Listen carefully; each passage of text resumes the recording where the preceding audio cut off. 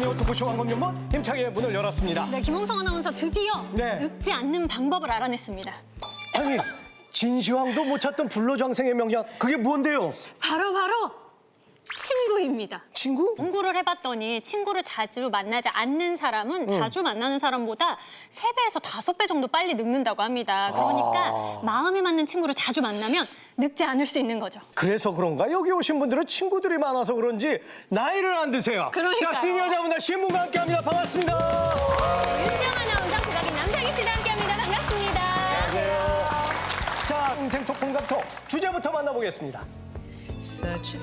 추억의 캠페인. 그때는 그랬지. 이게 오늘의 주제인데요. 네, 시대별로 그때 화두를 캠페인 문구에 담잖아요. 네. 그래서 문구만 봐도 아, 그땐 그랬구나 확인을 할 수가 있는데 어떤 추억들이 있으실지 참 궁금합니다. 설문조사 3위, 2위, 1위 이렇게 뽑았습니다. 먼저 3위부터 만나보겠습니다. 알맞게 나아서 훌륭의 길로 어머. 알뜰한 훌륭을 이룩해야겠습니다. 불안지네. 덮어놓고 나서보면 거짓골을 못 면한다. 어머, 가족계획 상담은 여러분의 가까운 보건소에서 무료로 합니다. 네, 70년대 또 이렇게 바뀝니다. 엄마의 소망은 하나, 아이들을 건강하고 훌륭하게 키우는 일입니다. 둘만으로도 엄마는 쉴 여유가 없습니다. 둘만 낳아 잘 기릅시다. 어머나. 아이들이 많아도 다 제목을 복을 타고난다는 말이 있습니다마는 글쎄요. 적게나 정성껏 키워야죠. 딸아들 구별 말고 둘만 낳아 잘 기릅시다. 야, 80년대 어머, 이렇게 가로 세로 줄무늬를 맞춰 입으시고. 뚝딱 딸이 하나 타고났네요. 예. 야. 요즘에는 정말 반대 표어들이 나오고 있잖아요. 아빠, 혼자는 싫어요. 혼자는 외로워요. 이런 표현도 있고 많이나 잘 기르자로 바뀌었습니다. 그렇구나. 예. 저는 저거 다 마음에 안 들고요. 힘 닿는 데까지 나와보자. 이런 거. 요즘 그게 최고예요. 덮어놓고 낳다 보면 애국가족 탄생한다. 제 나이가 그때 11살쯤 되었을 때인데요. 그때는 그렇게 저희 오빠가 그렇게 부러울 수가 없었어요.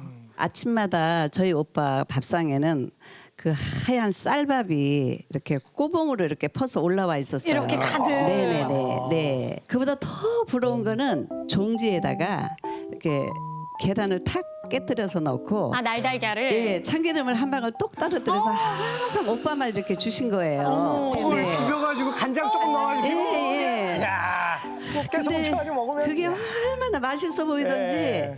거다가 또 숟가락도 오빠 거는 반짝반짝 빛나는 거 왜 노쇠 숟가락 있잖아요. 그 밑에 여동생이 넷이 있었어요. 네. 그러니까 오빠는 그렇게 드시고 저희는 따로 밥상을 꽁부리밥 8대 2의 비율로 섞어서 이렇게 먹었는데 그 위에 계란은 구경도 못했어요. 그렇겠죠. 예, 그래서 맨날 그 오빠 밥상 한번 쳐다보고 호시탐탐 언제 저거를 내가 한번 먹어보나 기회만 노리고 있었어요. 그러셨겠어요. 아, 예. 그랬는데 어느 날 갑자기 오빠가 이렇게 아침에 일어나서 속이 안 좋으시다면서 그냥 손도 안 대고 그냥 밥술도 안 대고 그냥 나가시는 거예요. 기회가 왔네요. 이게 드디어 기회가 왔어요. 그래서 이제 엄마가 한눈을 판 사이에 제가 이제 쫓아 들어가서 오빠 그 앉은 그 따뜻한 아랫목에 탁 양반다리에 앉아서 밥 숟갈을 한 숟갈 뜨고 계란을 하나 딱 먹는데 누가 뒤에서 등짝을 그냥 싹 때리는 거예요. 예. 아, 놀래가지고 이렇게 뒤에서 이렇게 보니까 엄마가 어디 감히 오빠 밥상에 손을 대는겨? 감히 오빠 밥상에 손을 대는겨? 이러시는 거예요. 아, 그래서 정말 저도 똑같은 딸 자식인데 어떻게 이렇게 차별을 할 수가 있나. 참 그때 정말 엄마가 무척 원망스럽고 제가 어린 그 마음에 상처가 참 깊었었어요. 그 입에 물었던 그 흰쌀밥과 그 계란 있잖아요. 그거 뱉으셨어요? 아니면 그냥 먹었어요? 울면서 삼켰죠. 삼키긴 했어요. 아이고, 그럼 됐지 뭐. 아유, 그게 어떻게 한 기회가 기회예요? 저한테 한 번 딱. 아니, 그래서 혹시 뱉었나 싶어가지고.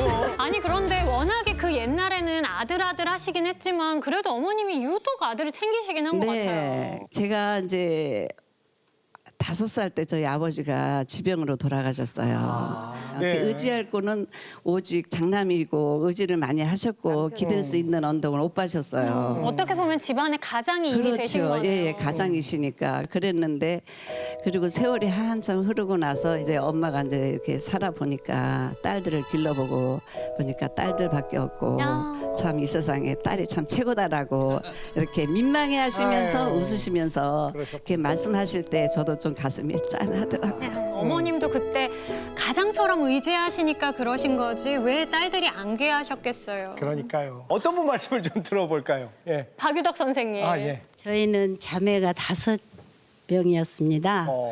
그런데 엄마가 그 아이를 낳을 때마다 그냥 집안에서 통곡을 합니다. 아이고. 아버지가 종선이시고 네. 외아들이셨어요. 아, 종손의 독자. 예, 그냥 아들을 꼭 낳아야 되는 그런 입장이어가지고 딸만 낳으면 그냥 또 곡소리가 나올 정도로 또 곡소리가 어머니가 나고 그러면 막 얼마나 상처가 되셨을까 가슴이 아파서 하는 생각이 그러니까 드는데. 이제 어르신들이 너 때문에 집안이 망한다. 너 때문에 이렇게 대리가 끊기게 생겼으니 이 정도로 했으면은 알아먹어야 되지 않겠느냐. 이렇게 마음을 아프게 엄마한테 그 했다고 나가란 그럽니다. 얘기잖아요. 그러니까. 아니 저희한테는 약간 사극에 보면 많이 나오는 네가 우리 집안에 들어와서 우리 집안 대가 끊기게 생겼어. 아주 우리 집안 말아먹을 며느리 막 이런 거 나오잖아요. 알아먹어야 될 거 아니야. 내가 뭘 얘기하는지 몰라? 이제 이 아들을 꼭 낳아야 되겠다.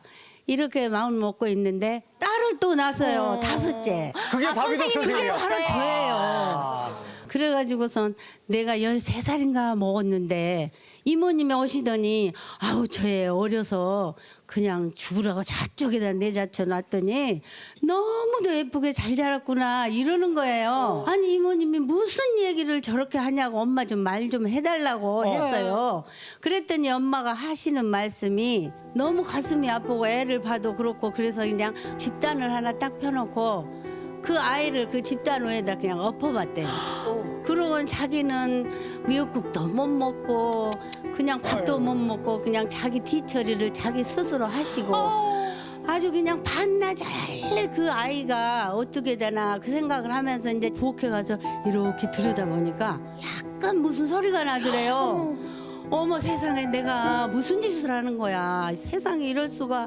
그러고는 아이를 이렇게 울면서 땡겨가지고 젖을 물렸다고 그러더라고요. 아니 근데 지금이야 이해가 되지만 어린 마음엔 그 얘기 듣고 얼마나 속상하고 상처받으셨어요. 네, 엄마가 미운 게 아니라 누가 아들이 없다고 혹시 그런 얘기를 하게 되면 내가 남자가 돼서 잘할 수 있을 거라고 이렇게 하면서 다짐을 했어요.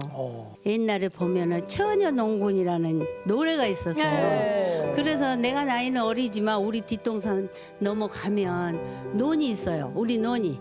그러면은 물이 꽉 차여 있으면 물도 빼고 또 다시 물도 채워주고 어렵고 힘든 농사일을 제가 다 하나하나 맡아서 그 열심히 하는 거를 동네 어르신들이 보시고 예. 이런 효녀가 없다. 아니 아들보다 낫다고도 한 사람도 있었어요. 아, 그런 사람도 있었어요? 그런 시대가 사람도 바뀐 거야, 있었어요. 이제. 예. 그래서 5자매가 예. 사이가 좋게 그렇게 엄마를 행복하게 해드렸답니다. 아유. 그건 진짜 잘하셨네요. 정말 선생님이 딱 그 표어에 맞는 분이네요. 잘 키운 딸 하나 열아들 안 부럽다. 자, 추억의 캠페인 2위 만나보겠습니다. 배부르게 먹는다는 거는 상상이 안 됐던 거지. 이게 언젠가 이제 한 이틀인가를 굶었어요. 그러다가 이제 밥을 어디 집에 가니까 반씩 주더라고. 그래서 그 밥을 한 2-4발 정도 이렇게 먹으니까 밥에 취해가지고 그냥 눈 감고 잔 적이 있어요. 너무 오래간만에 식사를. 옛날에는 쥐가 식량을 축낸다고 쥐를 그렇게 잡았어요. 그래서 학교에서 1인당 쥐꼬리 5-마리를 가져오라고 했어요. 그런데 그걸 어떻게 다 잡아요? 그래서 제가 반토막을 했어요. 아, 쥐꼬리를? 근데 반장이 눈치를 채고 선생님께 고자질한 거예요. 아이고. 제가 그때 엄청 혼났어요. 그때를 생각하면 쥐를 잡자. 쥐는 살찌고 사람은 굶다는 말이 떠올라요. 그 표가 전국 여러 도의 농사 교도원들이 모여 쥐잡기 운동의 발회를 가졌습니다. 이렇게요? 전 국민은 오는 5월 15일 오후 8시를 기해서 일제히 규약을 놓아주기 바랍니다.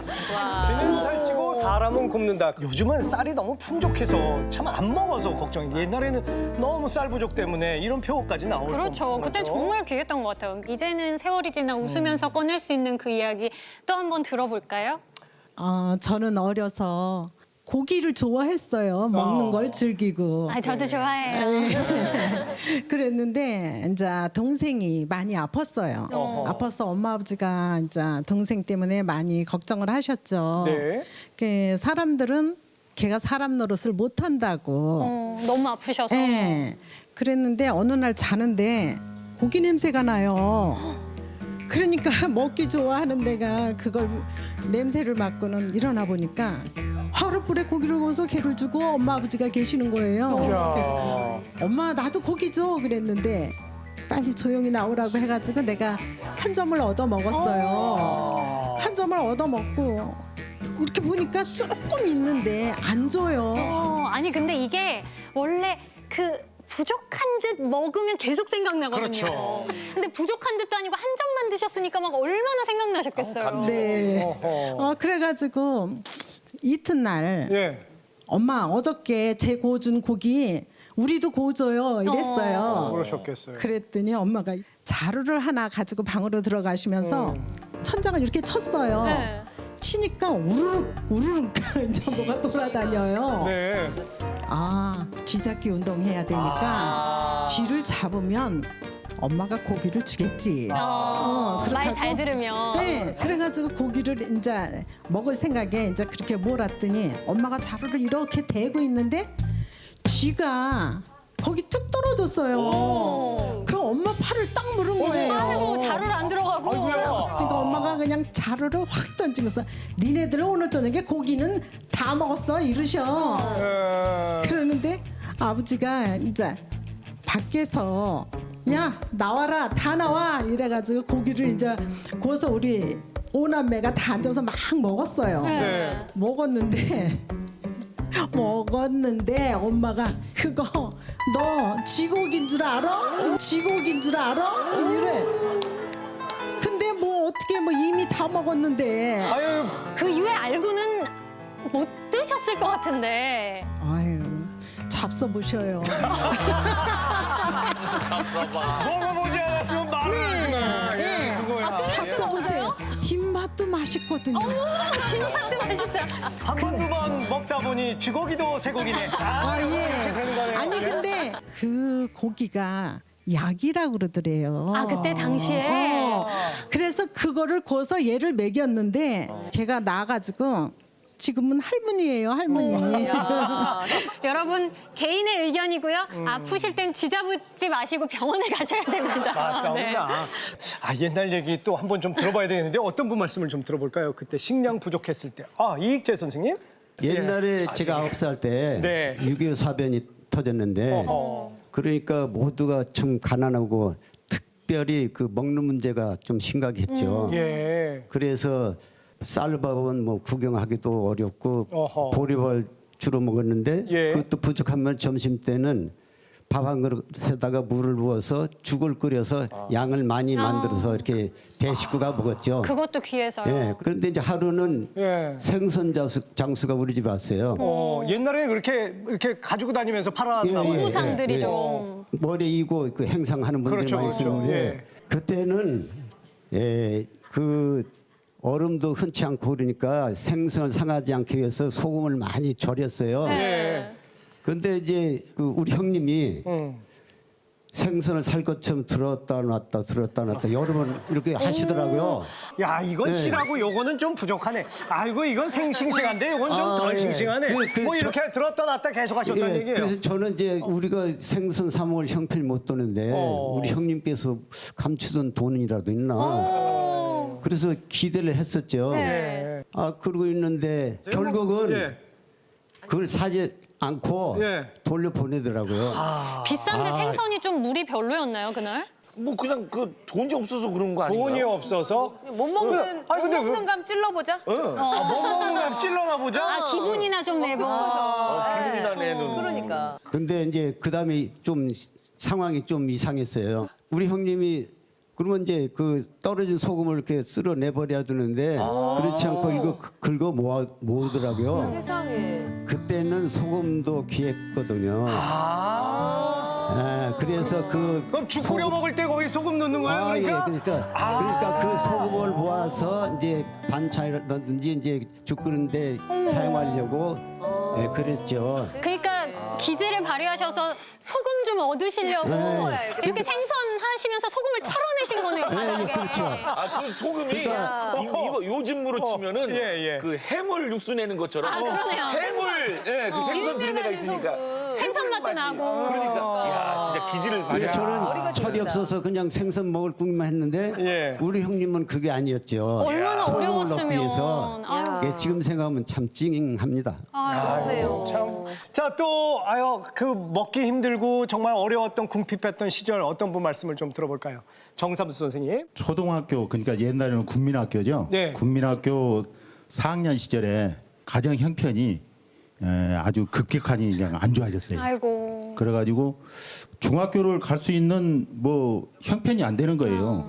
그래가지고서 할 수 없이 이제 서울로 올라와서 급사 일을 하면서 야간 중학교를 다녔습니다.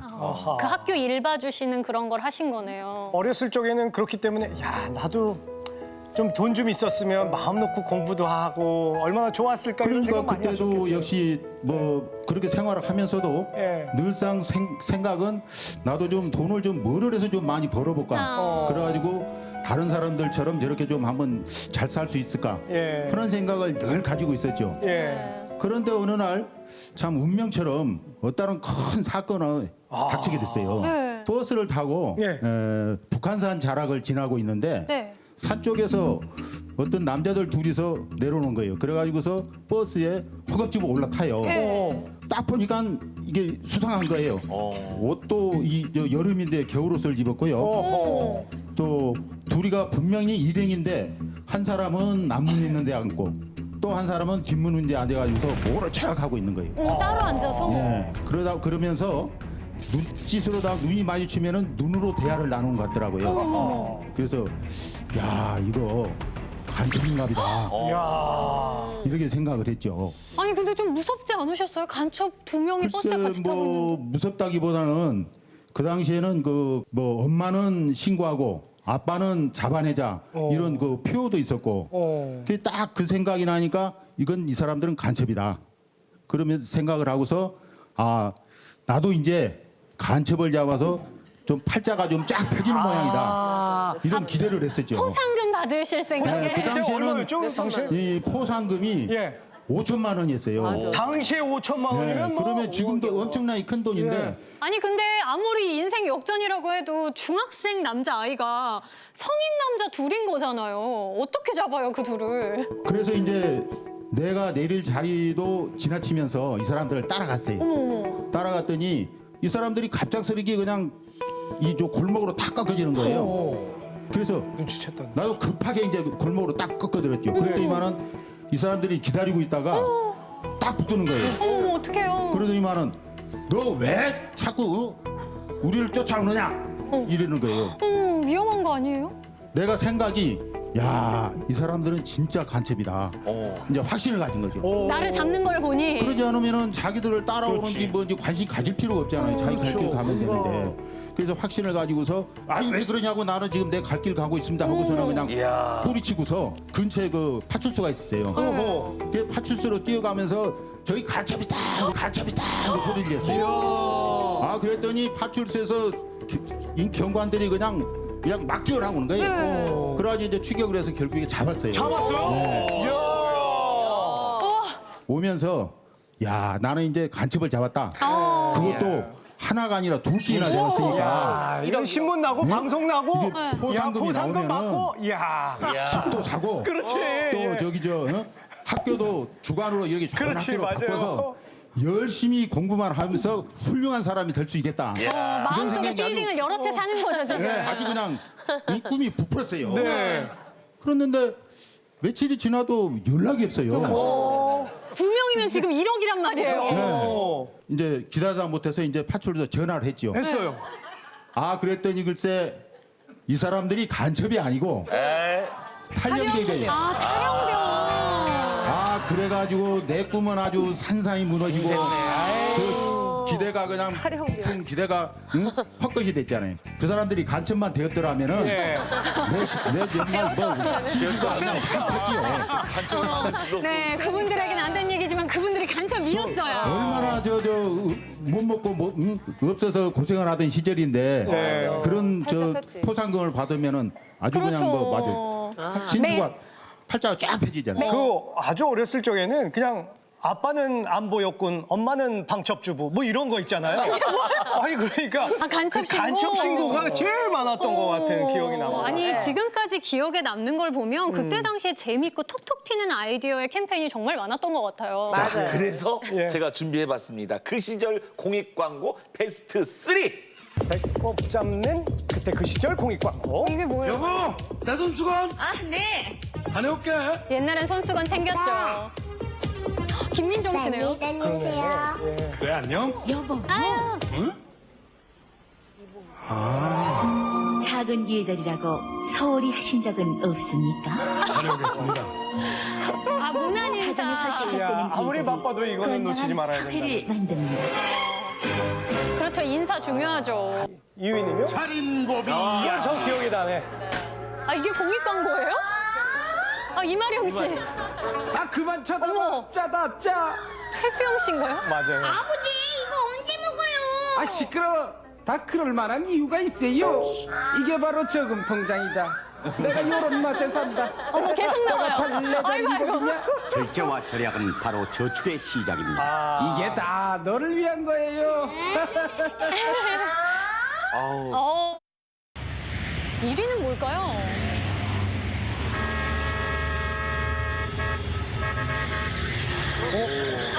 점점. 어머.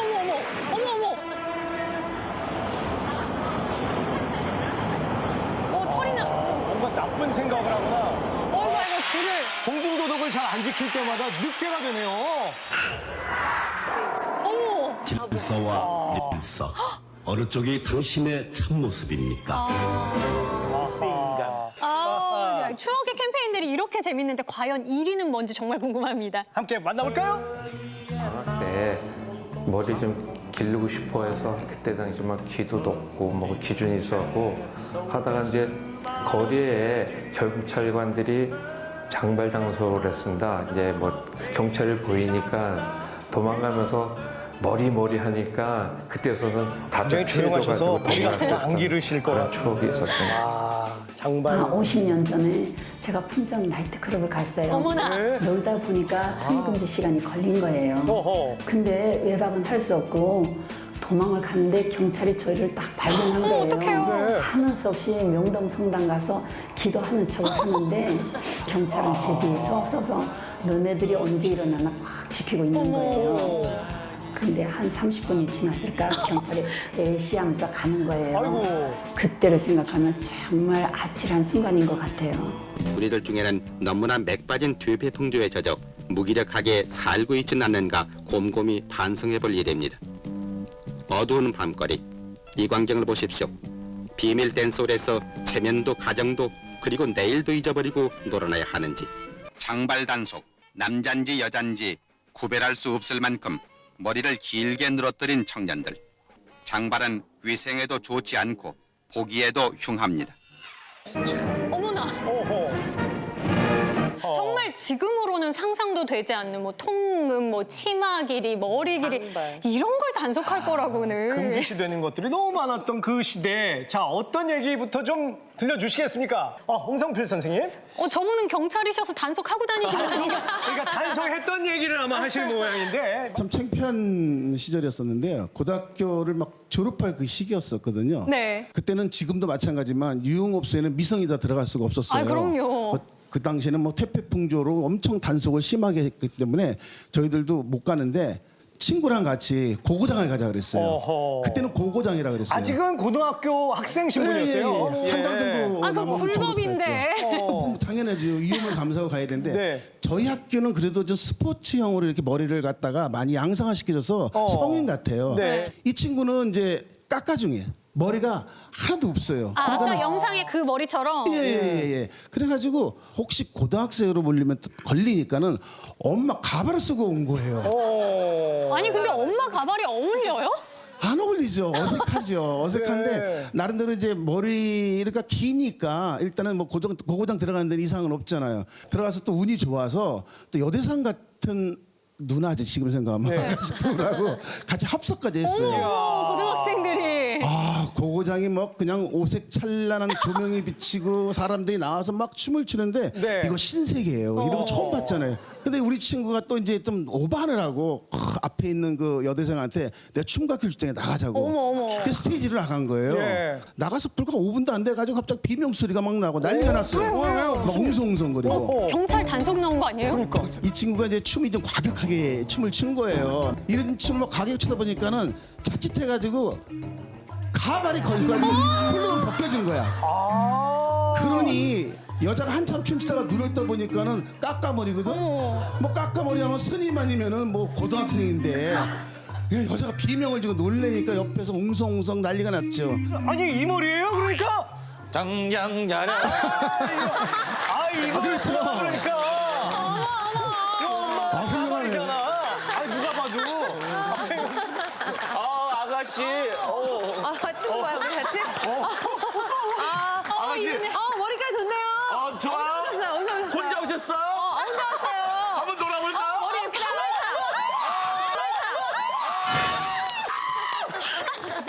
이리 나와. 아저씨, 한번 봐주세요. 한번 봐주세요. 이렇게 됐던 상황인데 첫 추억치고는 좀 너무 좀 아찔하셨겠는데 집에 그래서 예. 그냥 조용히 오셨어요? 돈만 내고 춤도 못 추고 그냥 나왔단 말이에요. 뭐 고고장 돈 다 냈으니까 10원도 없잖아. 그래서 걸어서 열심히 가는데 12시가 다 되니까 아니나 달라 경찰관들이 벌써 나와가지고 사람 보이면 호루라기를 부는 거예요. 그래도 뭐 그때 19살이니까 얼마나 잘 뜁니까. 네. 열심히 뛰었는데 바보같이 하필은 경찰관 있는 쪽 뛴 거예요. 그래가지고 근처 파출소 유치장에 들어간 거예요. 유치장이에요? 오이고. 야, 또 여기가 또 신세계더라고요. 가니까 노상 방뇨하다 걸려온 사람, 도박하다 걸려온 아이고. 사람, 태평풍도 다 그냥 만나셨네. 노래 소리 지르고 노래 부르고 별별 사람이 다 있는 거예요. 새벽녘까지 아침까지 있다가 이번에 한해서 훈방 조치해가지고 10원 받는 학생들이니까. 그러니까 공직 생활을 미리 한번 경험해 본 거예요. 유치장은 어떻게 생겼다. 재밌는데 그러면 하지 말라는 걸 난 이런 것도 또 해봤다. 또 어떤 분 말씀을 좀 들어볼까요? 예. 우리 고등학교 때만 해도 그 저희 음악을 했던 사람들을 딴따라라고 그래서 안 좋게 봤었어요. 네, 그랬죠. 시선이 곱지 않았죠. 네. 그래서 지금 장발 얘기를 했는데 예. 머리를 기른다거나 그렇죠. 또 옷을 아주 독특하게 입는 경우가 많았어요. 저도 아마 그런 부류 하나 들어갈 생각이 그랬던 것 같아요. 네. 그래서 아주 탁 꽂히는 그런 옷이 있었어요 그때. 뭐요? 그게 바로 만보 바지였었어요. 만보 바지? 제가 만보 춤은 아는데 만보 바지는 뭐예요? 그 당시에 오디 헵번이 그 영화에 사브리나라고 하는 네. 것을 입고 나왔고 벤처스 악단이라든가 뭐 비틀즈 아시죠? 그래서 그 입을 입고 나서부터 그게 전 세계적으로 시친 것 같아요. 그래서 아주 그렇게 입던 바지였는데 우리나라에서는 미군 군복 바지가 있어요. 네. 아주 그건 뭐 만년 아무리 입어도 떨어지지가 않아요. 질긴 바지. 질긴 바지예요. 예. 근데 이제 그런 걸 까맣게 물을 들여가지고 네. 그 통을 아주 쫙 조려 입어가지고 쫙 있자로 그냥 그게 만보 바지. 그게 만보. 요즘으로 치면 그 스키니 그렇죠, 진이라고 그냥 하는 그런 쫙 거네요. 들어가고. 홀태바지. 너무 멋있어. 그거 보니까 너무 아니, 멋있어요. 홀태바지라고 하더라고요. 저희 어머니는. 그때 그 당시에 이런 표어가 있었거든요. 뭐요? 사치한 옷차림에 집안 살림 거덜난다. 그러니까 무너진다 이거야. 그러니까 멋부리다가 집안 네. 다 말아먹는다. 그렇죠. 그런 걸 생각하고 포기는 내가 할 수가 없었죠. 그때 저걸 꼭 사 입어야 되겠다. 네. 그래서 7, 8명을 내가 모집을 해가지고 결혼식장에서 연주를 했어요. 오, 악단으로. 예. 그러니까 만보 바지를 입으시려고 결혼식 아르바이트를 시작하는구나. 정확하게 맞추셨어요. 네. 아니 지금까지 그 얘기 하셨는데 뭘 정확하게 맞춰요? 아니 그래가지고 얼마 씩 보셨는데요? 그 당시에 우리가 그걸 해주면은 예. 3,000도 받고 5,000원 받았는데 3,000원 5,000원이가 지금 아무것도 아니지만 그때 짜장면 한 그릇에 50원이에요. 45원인가 50원 있었어요. 그럼 바지 금방 사셨겠네요. 아, 이게 들어보세요. 네. 결국 만 원 이상도 받은 적 있어요. 이제 그렇게 해서 받다 보니까 주머니가 좀 두둑히 쌓이더라고. 그래서 그걸 장만을 했어요. 그 입었더니 주위에서 뭐 멋있다고 그래. 그러니까 또 그 어린 마음에 또 우쭐해가지고 그런 적이 있었어요. 아니, 그 지금 빨간색 와이셔츠 이렇게 입으신 분들이 그럼 그때 고등학교 밴드부 그때 그분들이에요? 그건 아니고요. 그건 아니에요? 아, 같이 나오신 줄 알았어요. 연세가 다 다르세요. 그렇구나. 그때 그 끼를 버리지 못하고 예. 지금 뭐 이 시니어 밴드에서 활동하고 있습니다. 2018년에 약 40회의 순회 공연을 마친 정말 실력을 인정받은 브라보 악단의 공연 박수로 청해 보겠습니다.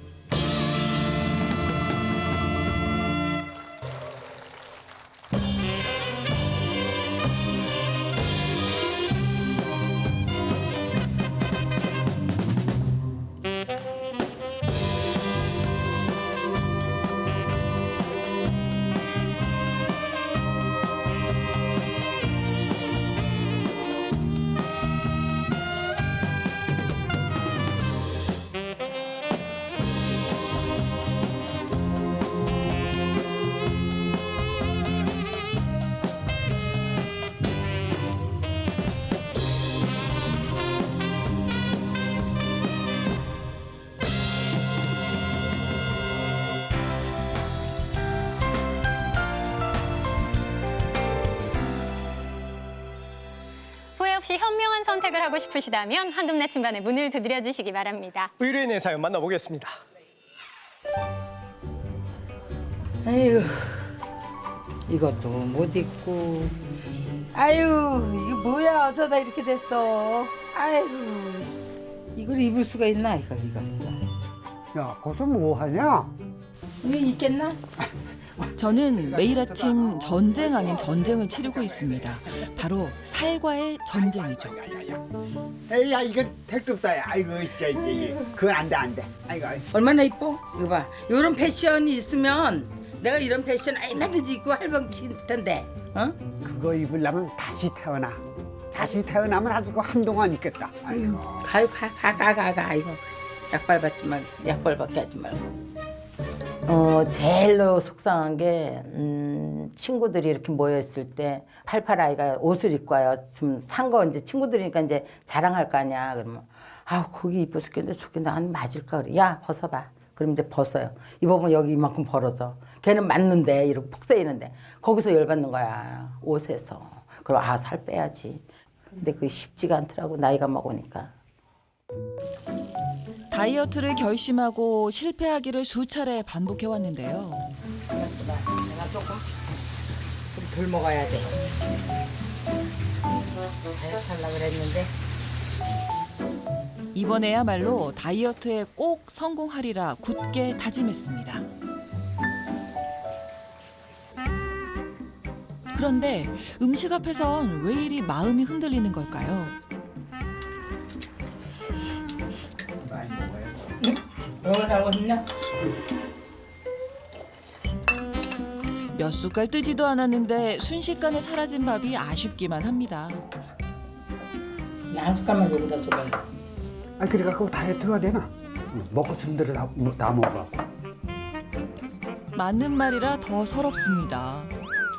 저 살찐 게 한 50 좀 초반서부터 아마 살이 좀 쪘을 거야 아마. 그전에는 별로 안 쪘는데 많이 나가봐야 한 55kg에서 60kg 나가면 딱 좋은데 그 키에 70kg가 넘어가니 무리가 가는 거죠 아무래도.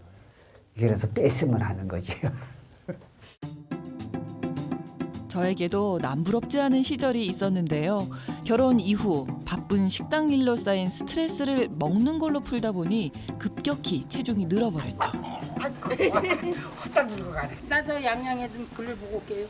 일찍 오셔. 시장에 들를 때마다 언제나 한결같은 유혹에 빠지고 마는데요. 참새 방앗간 그냥 못 지나가듯 저에겐 호떡집은 뿌리칠 수 없는 필수 코스입니다.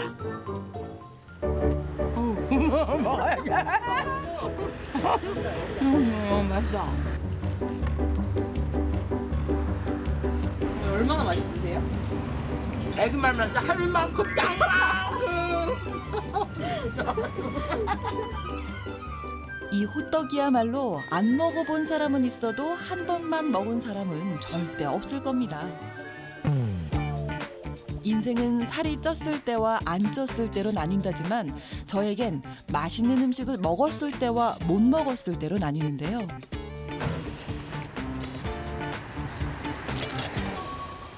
어묵만 먹으면 떡볶이와 순대가 섭섭하지 않겠습니까? 그러니 포장을 할 수밖에요. 또 음식은 좋아하는 친구들과 함께 먹어야 그 맛도 배가 되는 법.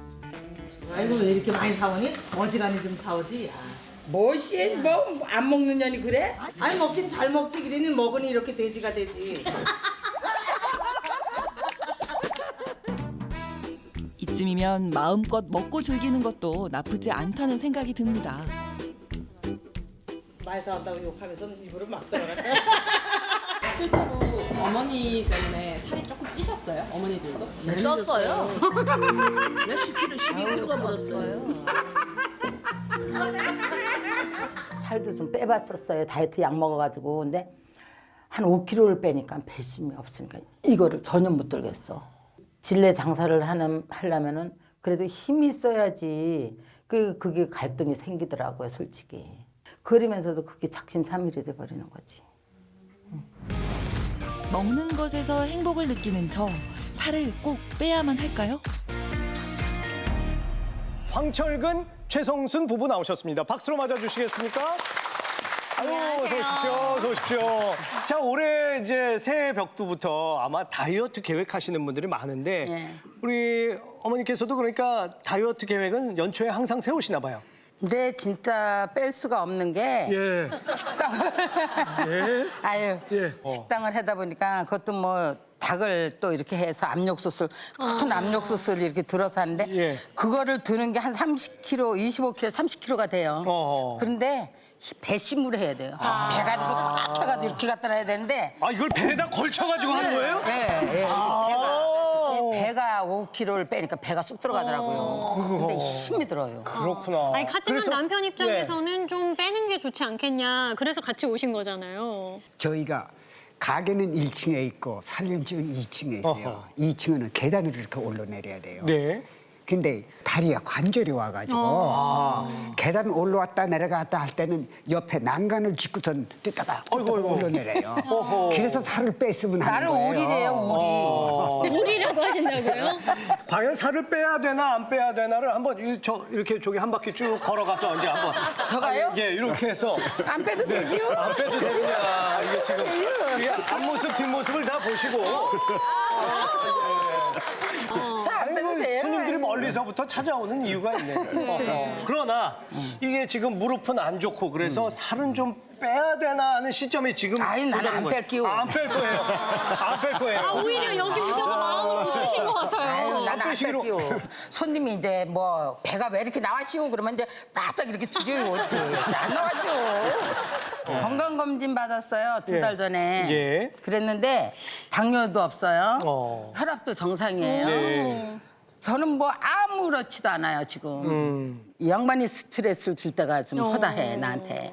저 한 2, 3kg를 빼야 되겠다 하고서 이제 열심히 이제 일을 해요. 그러면 난 잘하고 있는데도 이 양반 눈에는 또 그게 잘못되는가 봐. 나는 스트레스 그러면 내 눈에 보이는 건 뭐 먹을 거가 보여. 그럼 그걸 막 먹으면 이 머리에서 이 아저씨 스트레스 줬던 게 싹 달아나요, 어느 순간. 그래서 이게 먹다 보니까 내가 이렇게 살이 이렇게 찐 게 아니고 보지요, 뭐.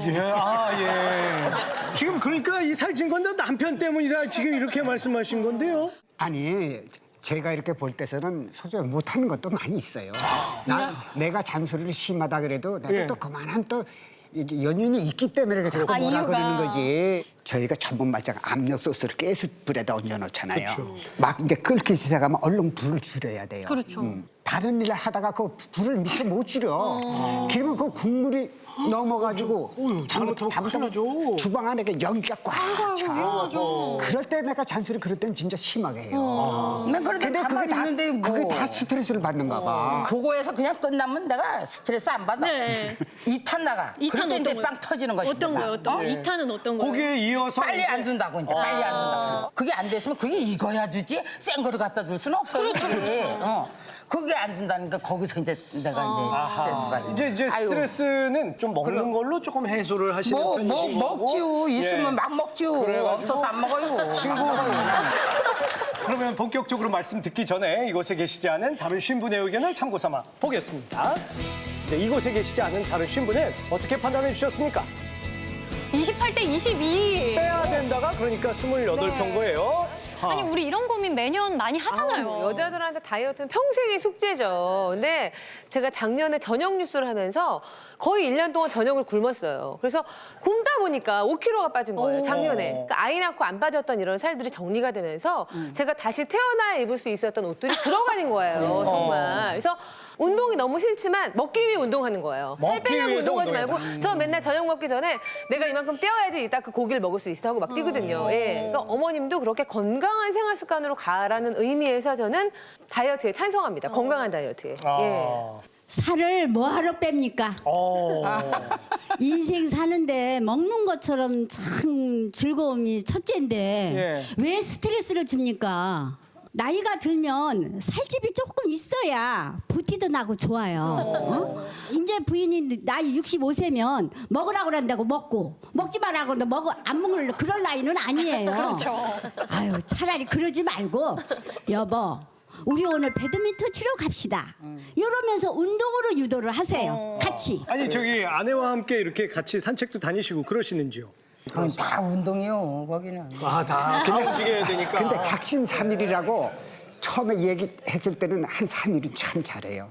하루 아침에 보통 한 2km씩 이렇게 걷겠다 그러더라고. 근데 3일 걸리니까 힘들자빠져. 아이고. 어느 날 보니까 또 하루 자전거를 사왔어요. 집사람 또 그것도 3일 타더니 지금 그냥 초보가 났어. 아이고. 근데 이게 산에 살다 보니까 이 운동이라는 게 무서워요. 저는 산을 무서워해요. 산이 무서워서. 그럼 같이 올라가시면 괜찮으신 거죠? 같이 올라가야 되는데 이 다리가 안 아프니까 막 먼저 올라가고 나는 뒤따라 올라가네. 내가 힘들지요. 남편분께 여쭤보고 싶은 말씀이 있습니다. 살을 빼라고 하시는 거는 아내분을 사랑하시기 때문이시죠? 그렇죠. 그렇죠. 예. 20년 넘게 지금 다리가 아파가지고 그렇죠. 계단을 예. 제대로 못 올라다니는데 그렇죠. 털좀 예. 누우면 그 누가 다 책임이에요. 그렇죠. 제가 예. 그게 걱정이에요. 예. 남편분께서는 항상 아내에게 미안하고 애처로운 마음으로 이렇게 그 마음이 표현되시는 거예요. 그래서 스트레스를 받는다고 생각은 하시지만 이것은 사랑의 표현이시니까요. 아내분께서는 사랑을 더 많이 받아 행복해지실 거예요. 근데 저기 최명순 선생님이랑 혹시 친척 아니시죠? 최성순, 최명순 선생님이. 그리고 약간 미소도 닮으시고. 제 언니 같아요. 저희 남편도요. 자꾸 살 빼라고 항상 말을 하거든요. 근데 그렇게 하는 게 기분 좋게 하면은 괜찮은데 그래요. 꼭 스트레스를 주면서 해요. 그러면 저는 이제 그렇게 말을 하지 말아라. 그 말할 때마다 스트레스 줄 때마다 내가 500g씩 살이 찐다. 더 이상 지금 안 빠지고 있다. 근데 스트레스 살이 더 많으신 것 같아요, 저분도. 아내분 살 빼실 필요 없어요. 저도 몇 년 전까지 삼계탕 전문점을 운영했어요. 그러셨죠. 하는데 사실 끝나고 나면 굉장히 허탈하고 스트레스 쌓여요. 그럼 저는 차를 타고 오다 여보 잠깐만 하고 후라이드 치킨집으로 뛰어가요. 그래서 후라이드 치킨을 사요. 지금까지 삼계탕 팔다가 치킨집에 그 가요? 물에 빠진 거 싫어가지고 저는 이제 근데 남편이 하루 종일 참 애처로워해요. 그 손님 비유 맞추면서 뛰어다니는 거에 대한 애처로움이 있어서 이제 내가 미안해서 먹어도 되나 이렇게 많이 그러면 그래도 아픈 데는 없잖아. 오히려 이렇게 응원해주시고. 해줘서 저는 그래서 이 스트레스를 풀었어요. 그래서 절대 살 빼지 마세요. 얼마나 오동통 예쁩니까? 그 모습으로 손님이 옵니다. 같은 업종에 종사하셨던 분의 얘기니까 굉장히 마음속에 콕콕 박히면서 좋으시죠? 아, 너무 좋아하셔. 살 빼셔야 합니다. 제가 지금 요양보호사 일을 하거든요. 근데 그분이 전에 88 사이즈를 입었대요, 옷을. 작년에 뇌경색이 와갖고 다리도 못 쓰고 손도 못 쓰고 자식은 자식대로 지금 엄청 힘들어요. 자식한테 뭐 커다란 재산 물려주는 것보다는 엄마가 건강하게 그렇게 살아주시는 게 자식들한테도 얼마나 큰 행복인지 아실 거예요. 자, 이제 마음의 정리를 해주실 시간입니다. 앞에 있는 버튼을 모두 들어주시고요. 하나, 둘, 셋 눌러주세요. 저처럼 이렇게 몸이 있는 사람들이 큰 병도 이길 수 있다 그러더라고요. 빼셔야만 행복이 옵니다. 꼭 빼세요. 생활 습관을 바꾸는 권한도 남편분이 말의 어휘를 첫째는 바꿔야 말하는 돼요. 방식을. 예. 자, 과연 이곳에 계신 분들은 어떻게 생각해 주셨을까요? 최종 결과 확인합니다. 자, 이곳에 계신 분들은 어떻게 판단해 주셨습니까? 33 대 17. 아, 이렇게 돼요? 11대 39입니다. 체중을 좀 빼야 한다는 의견인데요. 거의 뭐 이렇게 되면 압도적이라고 할 수가 있겠습니다. 뭐 외모의 문제가 아니라 안 빼야 된다. 자문단 분들께서 얘기해 주신 대로 너무 스트레스를 안 주셨으면 좋겠어요. 특히 살과 관련해서는요. 네, 알겠습니다. 네. 맛있는 것도 옆에서 챙겨주시고. 아니. 낙심했어요. 자, 두 분 건강하시라고 박수 좀 힘차게 보내주세요. 고맙습니다. 감사합니다.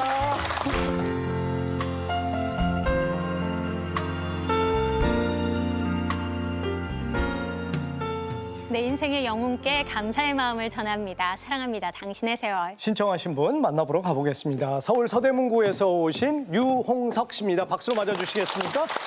안녕하세요. 오늘 사연이 담긴 물건은 딱 봐도 세월이 오래된 게요. 이런데 다 낡았고 이어서 쓰시고. 네, 이 키에 우리 형의 그 세월이 담겨져 있습니다. 그러시군요. 그래서 제가 그 사랑하는 형에게 고맙다는 말을 전하고 싶어서 여기 나왔습니다. 잘하셨습니다. 과연 어떤 형님인지 화면으로 먼저 만나보시죠. 갈라머 자, 함께 있을 때 늘 즐거운 사람. 안 넘어가네. 바로 우리 형입니다. 그래도 실력이 옛날 같지가 않네. 아니지 이게 지금 뭐 한갑을 다 넘었는데 무슨 뭐 옛날 실력이 나오겠냐. 내 길바닥 청소를 해. 오늘 청소 많이 했다. 언제나 웃음이 끊이지 않는 우리 형제의 이야기 들어보실래요?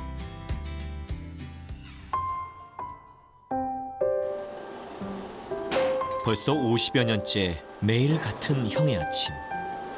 성현 먹었다고 눌러줘야. 방앗간집 3남매 중 장남으로 태어난 형은 가업을 물려받아 지금까지도 떡을 만들고 있습니다.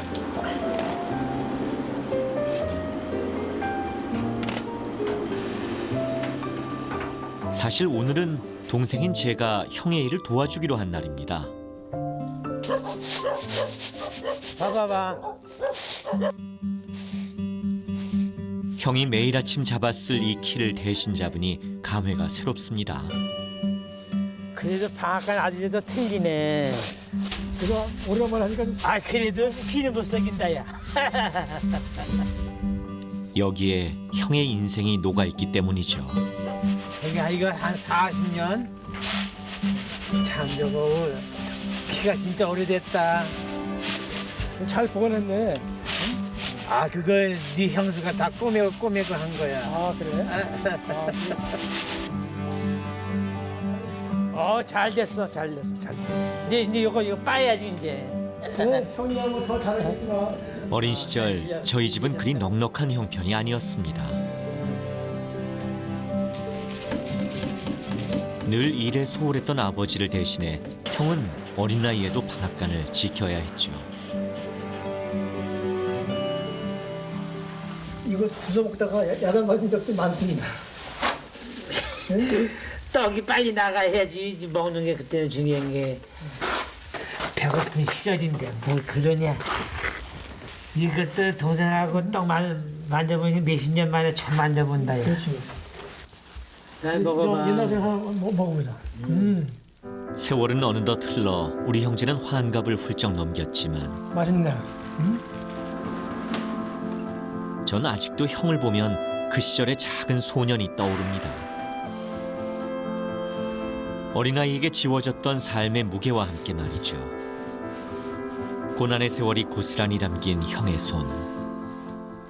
형님이 이제 거의 전적으로 이제 방앗간 일을 이제 하셨으니까요. 합격을 하고 나서 집에 가서 이제 나 이제 의사 된다라고 얘기했더니 형님이 저를 끌어안으면서 고생했다. 방앗간에서 형님이 번 돈으로 제가 이제 학교를 졸업할 수밖에 없었죠. 네. 형이 아니었다면 지금의 저는 없었을 겁니다. 오직 가족을 위해 희생해야 했던 형의 인생. 무엇으로 그 세월을 보상할 수 있을까요? 우리 동생 대단한 동생이야. 걔는 또 공부한다는 의지가 강해가지고 걔는 한 길로만 미는 거지. 그런 사람을 밀어줘야지 누굴 밀어주냐고. 형이 돼가지고. 해봅시다. 여기 걔나 좋아. 육도. 독에 걸류. 거리잖아. 독에 거리. 하나 났어. 백도 없어. 이거 녹화 힘든데? 가서 끝난 거지. 뭘 봐?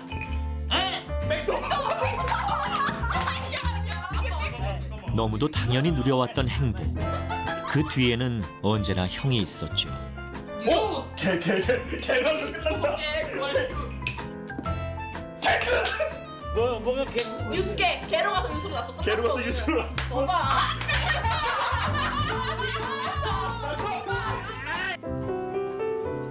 이 따끈한 떡국 한 그릇엔 우리 형제의 추억이 담겨 있습니다. 자, 듭시다. 세월은 이토록 흘렀는데 형의 손맛은 또 그 마음의 깊이는 어쩜 이토록 변하지 않는 걸까요? 우리 집 떡국 먹다가 딴 집 먹으면 맛있다 이런 얘기가 나오는 것보다는 아 뭐가 부족하다. 응? 뭐 어떻게 했으면 더 좋았을 텐데 이런 얘기 먼저 나오지 맛있다는 얘기가 먼저 안 나오더라고. 우리는 떡국이 저절로 맛있네. 그런 형과 함께하는 모든 순간이 제겐 감동입니다. 그냥 내가 한 놈 희생하면은 우리 애들이 잘 되겠지. 동생들이 잘 되겠지. 그런 신념 하나로 살았어. 내가 해야지.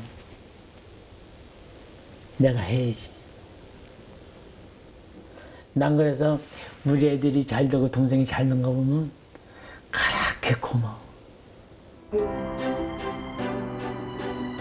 마음을 베풀어 준 것에 대해서 늘 감사하게 생각하고 있어. 아유, 내가 감사하지. 서로 건강 챙기면서 그래야지.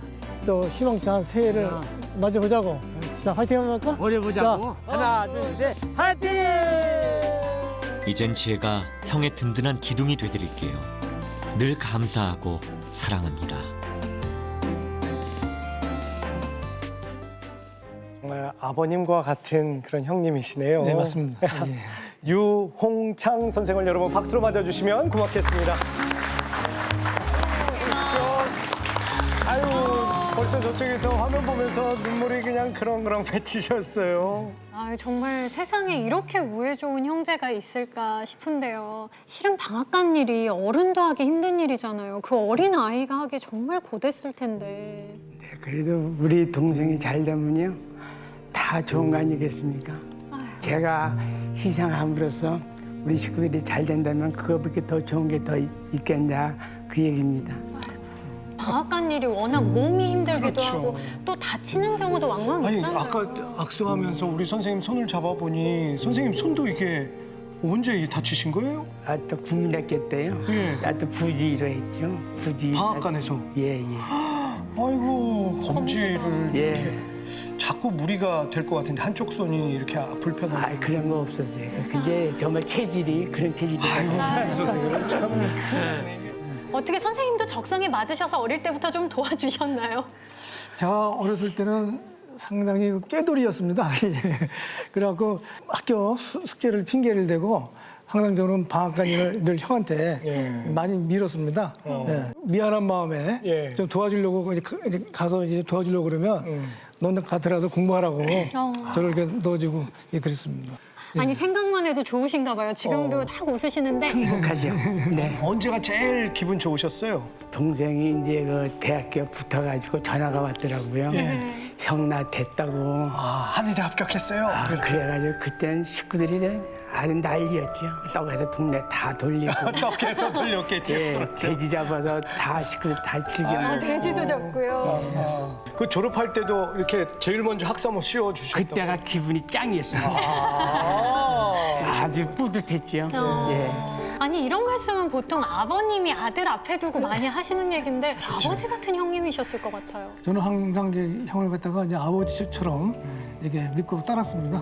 예, 형님을 늘 생각하면 제가 철없던 시절도 생각나고 또 고맙다는 마음이 늘 마음속에 자리 잡고 있습니다.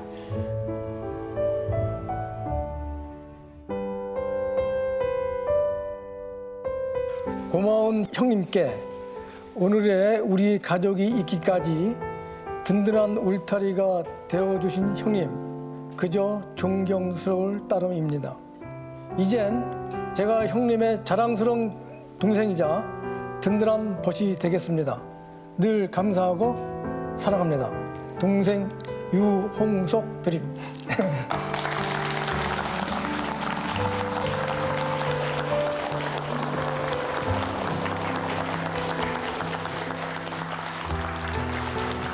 이렇게 좋은 날이 오네요, 선생님. 고생하며 살다 보니 하여튼 그동안에 살아오신 보람을 좀 느끼셨으면 좋겠고 앞으로도 건강과 행복이 이 댁에 가득했으면 좋겠습니다. 감사합니다. 여러분 응원의 박수 보내주시면 고맙겠습니다. 고맙습니다. 감사합니다. 형만 하나 아우는 없다 이런 속담도 생각이 나고 형제는 하늘이 내려준 벗이다 이것도 떠오르고요. 네, 우리도 누군가의 소중한 벗이 될 수 있도록 노력해야겠다라는 생각도 해봤고요. 저희 황금연못이 여러분의 소중한 벗이 될 수 있도록 또 최선을 다해야겠다는 생각도 해봤습니다. 저희는 다음 이 시간에도 마음 따뜻해지는 이야기 준비해서 찾아뵙겠습니다. 함께해 주셔서 고맙습니다.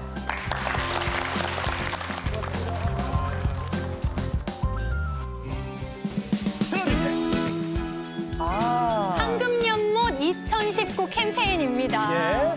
오늘이 내일보다 젊다. 매 순간 즐겁게 살자. 70대, 80대는 활짝 핀 꽃이다. 내일은 뛰어야 한다. 다리 떨리기 전에 가슴 떨릴 때 활동하자. 우리 서로에게 응원의 박수 보내면서 2019년 모든